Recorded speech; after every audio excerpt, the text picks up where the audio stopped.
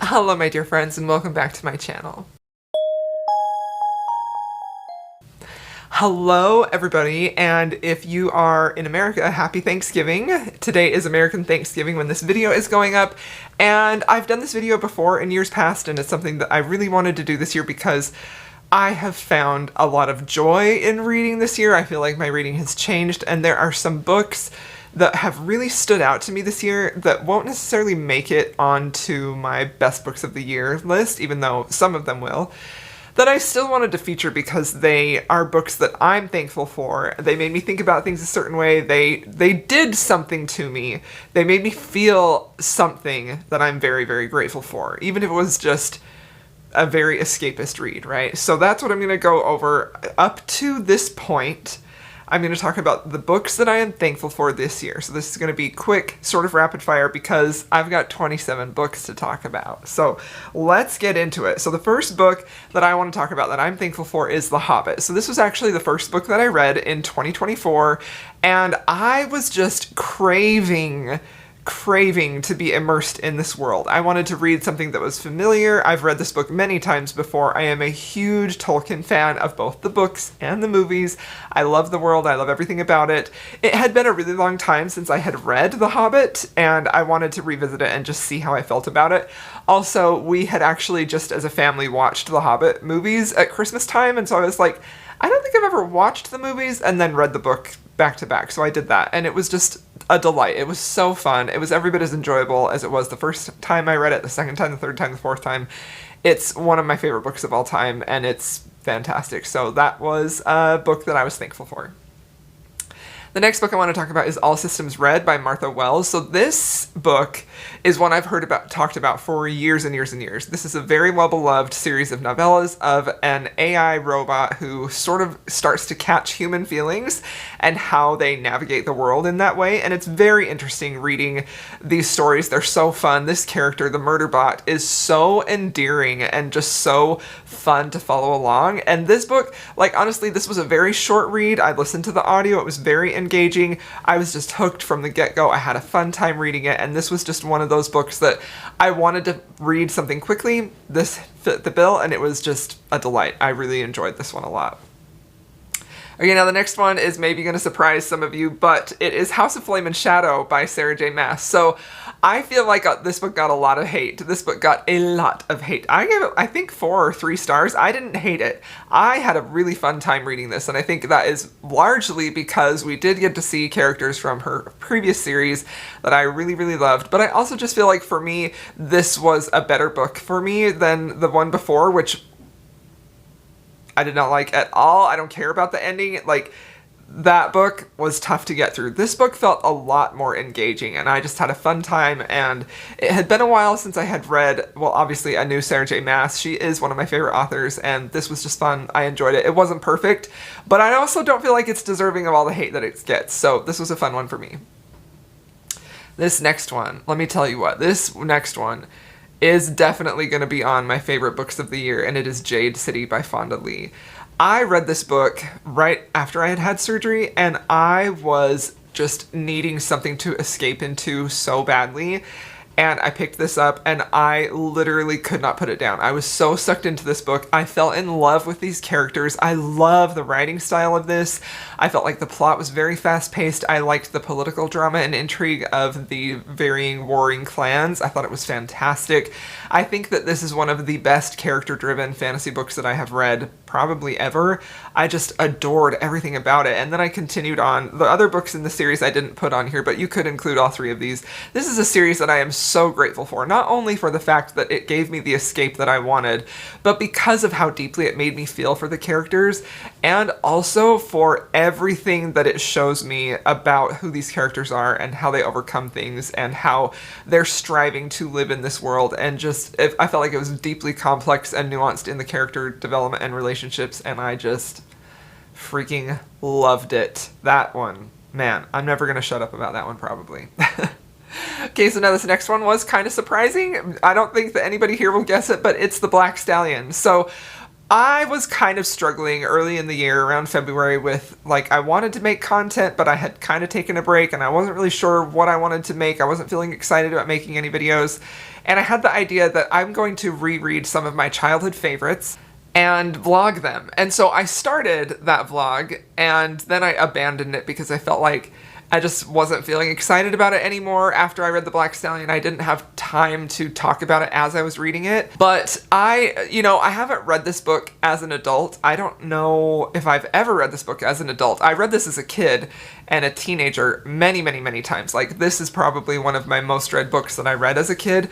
I just loved it. Loved it. Loved the movies. Huge horse girl. If you're new here, I'm a huge horse girl. I love horse books. Were kind of like my drug of choice as a kid. I was constantly reading them. So it was really fun to revisit this and to see if it still had the magic, which was something I was kind of worried about. And for me, it did, largely probably based in nostalgia, but I just love this book. And it was so fun to go back and read a book that I loved so much in my childhood. Okay, the next one is The Mountain in the Sea. So this is a sci-fi book that I don't think I've ever talked about this on my channel because I wasn't filming content when I read this, but this is a sort of a literary sci-fi, I would say. It kind of is pitched as a thriller, but it's not really. So this is about some scientists who are studying like squid and octopus who are supposed to be hyper intelligent, almost close to the level of like a human's intelligence. And it is very interesting because it also talks about AI. There are some, artificial intelligent robots in here and how they kind of move in the world. And I was kind of hoping for more about the octopus and less about the AI, but at the same time, this was very eye-opening. I'd never read this author before, and it really sort of like itched my brain and gave me things to think about at the time that I was really hungry for. So I enjoyed this one, and I am definitely thankful for it. Okay, so now this one I'm thankful for a different reason. So this is Between Two Fires. This is an adult fantasy / horror. This is a pretty wild book. I've never really read anything like it. It's set in the time of when the Black Plague is happening, but it has a fantastical version of it too. It is richly historical and feels like it is definitely set in the time. I'm thankful for this book because I picked this up on the recommendation of a TikTok friend. Michael read it and reviewed it, and that is sort of what led me to find a community on TikTok, and I have really enjoyed that. So I'm thankful for it for that reason. I definitely didn't love this book. I gave it 3 stars, and yeah, I'm thankful for it for different reasons than what the book did for me.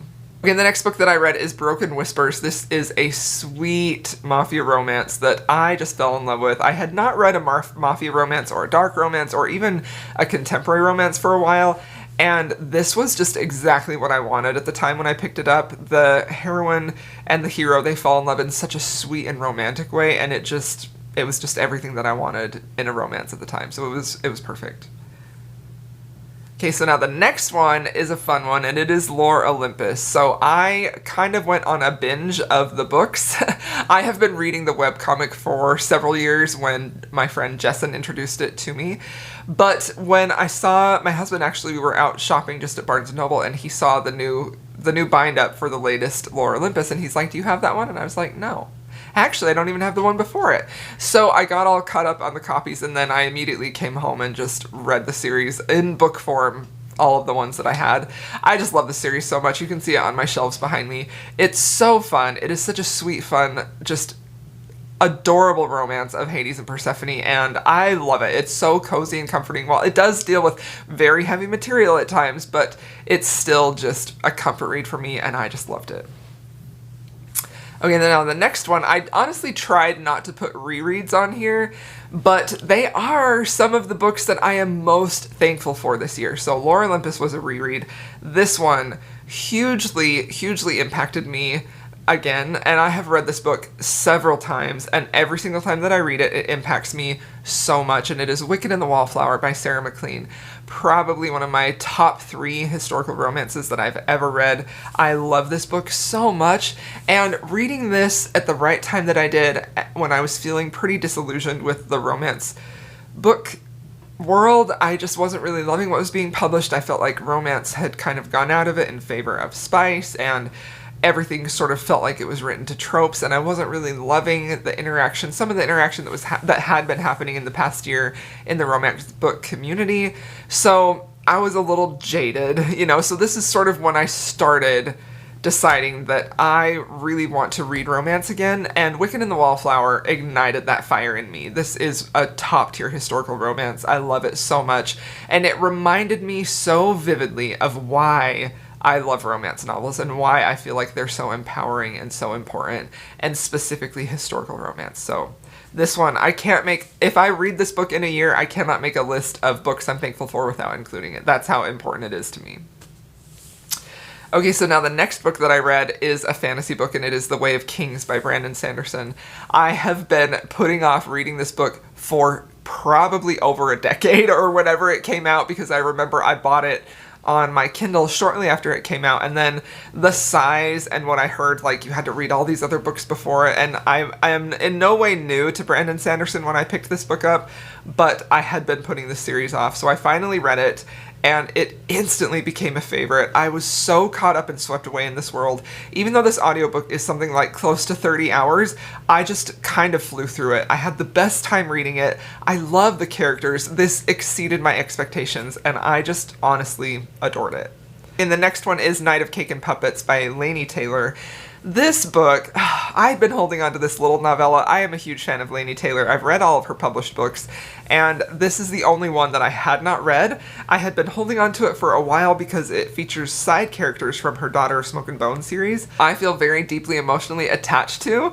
So this is one of those books that I felt like I was going to love it, but I was also nervous. I didn't want to be disappointed. Anyway, I picked it up and just immediately loved it. Loved it from first page to last page. This is such a sweet, sweet romance of these two kids falling in love, and I just loved it. I loved it so much. It has the same beautiful, sparkling, clever, extraordinary prose that Laini Taylor has, combined with her great characters in a world that was familiar to me. This was a 6-star read. It was perfection. Okay, so now the next one is The Body in the Bookstore. So this is a cozy mystery that was recommended to me by Monica. I'll have her channel linked down below.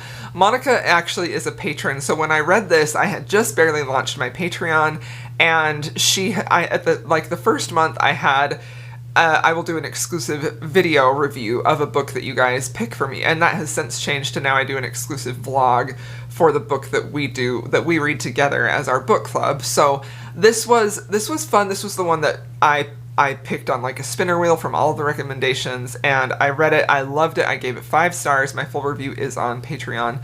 But this book is very special to me because not only because I loved and enjoyed it, it was my first cozy mystery, but also because it was my first Patreon exclusive read, and Monica suggested it, and she is a dear friend, so. Okay, the next book is A Sorceress Comes to Call by T. Kingfisher. I love T. Kingfisher. I love her writing style. I love her stories. I love the great range that she has in creating emotions in stories that you think are going to be one way, but they end up feeling some way entirely different. So this is her retelling essentially on like the Goose Girl. I think that's what, or maybe I'm thinking of the Shannon Hale book, but it's that myth of the Goose Girl, that fairy tale retelling. So this is her spin on it, and I just really loved everything she had to say in here. I loved getting a chance to read from her again, but also the Goose Girl is a book, I know it's a fairy tale, but it's a book that I feel very emotionally connected to, so it was really fun to see a favorite author take that story and do something different with it. Okay, the next one is another romance book that is going to show up on my favorite romances of the year, but it is Unsteady by Peyton Corinne. This is a new adult contemporary romance, and that is typically not my favorite genre at all. I'm not a huge fan of new adult. It's hard for me to get on board with that. I feel like I'm pretty far removed from that, but I also do feel like a lot of times the writing can feel very immature. The characters can as well, you know, as maybe they should as 19, 20-year-old kids, but this book really surprised me with the depth and range of the characters and the deeply beautiful, slow-building romance in here. I loved everything about this, and this is another one of those books that feels like a landmark that made me fall in love with the romance genre even more. So Wiccan and the Wallflower and this one, those are two that I'm just like, yes, this is a book that reminds me why I love the romance genre.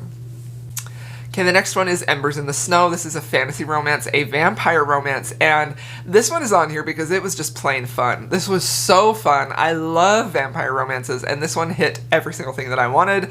I love the hero. I love how he was like thirsting after her blood specifically. I just loved the romance. This was so fun. I had a great time with this one. The next one is The Marquis Who Mustn't. So this is one of the books that Jen and I picked. I actually picked this one for our Rank Appreciation Society book club. We decided to bring it back but we decided to do it seasonally. So she picked a book and I picked a book, and this is the one that I wanted. And I love Courtney Milan. She's one of my favorite historical romance authors, but I was still overwhelmed with how much I loved this book. This has one of the most beautiful, slow building depictions of falling in love with a stranger who you then become allies with, who you then become friends with, and all the while this love and this attraction is building this respect for each other. Like, I love this book so much. It's a fantastic historical romance, and more people need to read it. Okay, the next one is The Finest Print by Erin Langston. Again, like, I can't have a list of books I'm thankful for. If Erin Langston puts a book out, it's going to be on the list. She's one of my favorite historical romance authors, and this book did not disappoint me in any way. Beautifully, thoughtfully put together with such an interesting commentary on printing and reading and sort of like the lower class. I really specifically like how this historical romance took us out of like the Regency ballroom and did something different and very unique with that. I loved the characters. I loved the romance, of course. It was fantastic. The next one is The Goblin Emperor. So this is an adult fantasy book that I've been wanting to read for a while, and then a few patrons, Aaron and Sean, and then a friend on TikTok had a book club. They were reading this, and I just thought, okay, now is the time, I must read it. And it instantly became a favorite. I love the writing style in here, which is so clever and very understated and very restrained, which I have so much respect for because that's a hard thing to do, and too often authors go way too hard. So I love to see a writing style that's very restrained but says so much, that is very thoughtful, that requires some thought on the reader's part, that isn't just spoon-fed to you. Like, I love that so much. That combined with her storytelling ability in here and the character himself, like, I loved this book so much. Maya, the character, the half-goblin, newly put in Emperor, he is so endearing, and I just loved this book. I loved it so much. So this was just fantastic, and I like this. I think that it really stands apart in the fantasy genre because it's not fast moving, it's not a ton of battles. This is court political intrigue, very character driven, and it was 100% my cup of tea. Okay, the next one is Done and Dusted by Lila Sage. I picked this one up because I was going to go to the Lila Sage signing in a few months, and I thought maybe I should read her books before I go to that, you know? But I was really unprepared for how much I would completely enjoy this book. It's not a full 5-star read, but I had so much fun reading this. It was so immersive, I couldn't stop listening to it. I love the setting, I love the characters, I love her writing style. I think she's a very talented author, and this was just so much fun, and it really kind of put me into a cowboy romance reading mood, which then led to several others which have become favorites as well. But this one is special and one I'm thankful for because it was the first in that whole series of cowboy romances where I was just having a ton of fun listening to them and reading them. It was just great. Okay, the next one is The Madness of Lordy and Mackenzie, which again was a reread. This was picked by my patrons for our book club that we do, and I haven't reread this since the first time I read it in like 2020. I have like my very first vlog, I'm reading this book, and I loved it then, and I loved it even more now. This book is so beautiful, so impactful. What a perfect historical romance, truly. This is fantastic. It's amazing, you know? Like, I feel like we hear so many people talk about this book, and I've been one of them for sure.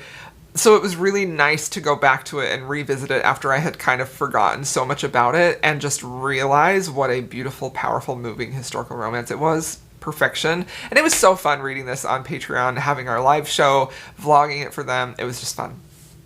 Okay, the next one is The Spellshop. So this book is one that I really went into with no expectations. Actually, I probably went into it with low expectations because typically cozy fantasy is a hard sell for me. I feel like I need a little bit more stakes. I need a little bit more, like, feeling of, are things gonna be okay? Like, I need more emotional investment, and cozy fantasy typically doesn't give that to me. But I think this was a case of exactly right time, exactly right book, and some other elements with like the creatures in here, the characters, the setting. Like, this just worked for me to the point where I just enjoyed myself reading this so much. I thought it was so fun, and it's probably one that I will revisit over the years. Anytime that I feel like I need like a warm hug, comforting, cozy place to go, I could totally see myself reading this. So this was just everything I needed at the time I picked it up. The next one is The Striker by Anna Huang. So this book is special to me for a lot of reasons, specifically because I really think that this did a good job of having a sports romance with when two of them are athletes. Like, I love that for sure. I really liked the chronic pain representation in here, which seemed very accurate to me.